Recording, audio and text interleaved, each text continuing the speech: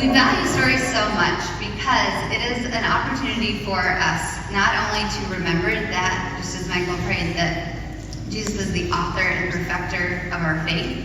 So we are entering into his story. So we all have stories, we all have our own characters and plot twists, but every Christian has a story that is marked by our need for God's grace and experiencing God's love.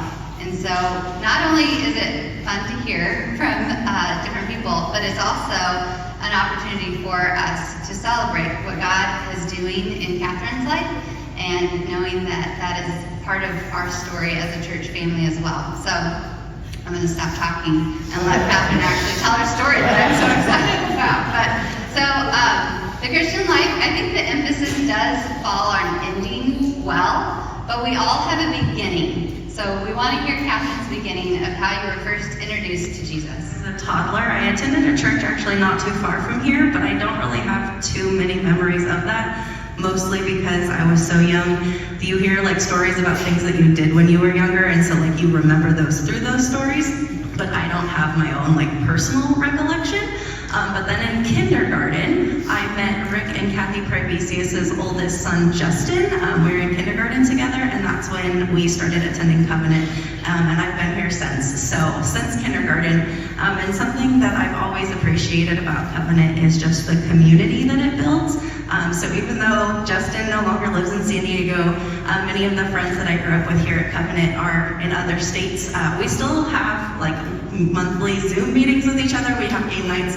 We travel to see each other, and that community was built here at Covenant. And then the very first time, like I think I took ownership of my faith when we were younger, we had something called Sam Club, which was sports and music, like a youth group for younger kids. And we'd play games in the gym, and we'd learn about Jesus. And a lot of times we had snack in that hallway that we usually wait for the lines for like the weekly or the church lunches.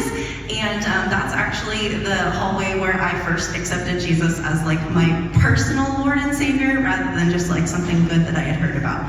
So those are like the two, I'd say, big things as far as my beginnings of becoming a Christian. And then since then, just continuing to grow in knowledge and love for him. That hallway is holy ground. Yes. Secret hallway. So, you know, since kindergarten, life has been lived. Yes. And my next question has more to do with this in between, you know, between then and now, of what has helped you to continue to follow Jesus? So obviously the community of Covenant has been a big thing, but worship music has been the thing I think that has drawn me closest to God, which I'm sure isn't a huge surprise for you guys having seen me up singing on Sunday mornings, but just the way that music can allow you to feel, and just how it's like so universal. I've been to a couple different countries, and I do not speak any languages well other than English, and sometimes I struggle with that, but just being able to see the joy from people in other countries and worshiping together with them has been something that's been really meaningful to me over the years, and then just being able to resonate with words of certain worship songs, whether through the good times or the bad times, just like drawing close to those. Which I'll get to a little bit more on the third